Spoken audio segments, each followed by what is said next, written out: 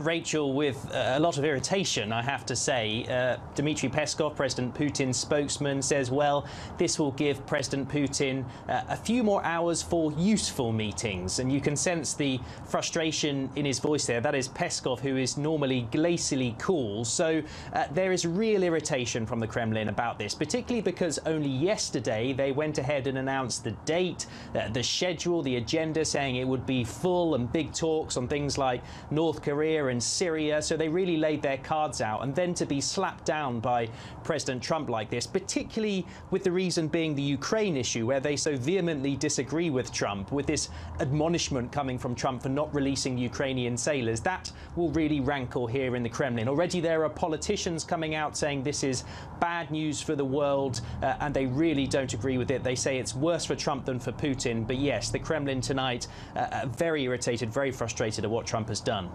How big of an impact is this going to have on Russia's relations with the United States?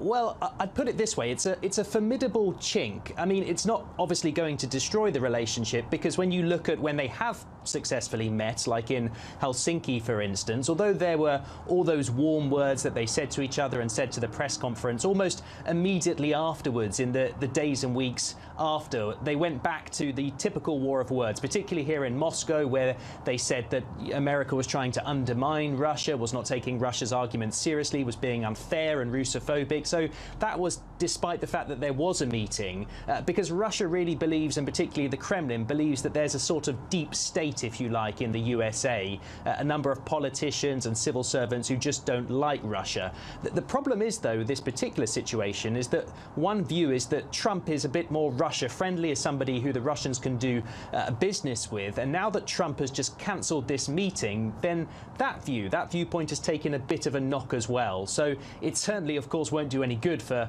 American-Russian relations, but they are pretty bad already, because the next thing the Russians are expecting are a whole load more sanctions from the US over the Skripal affair.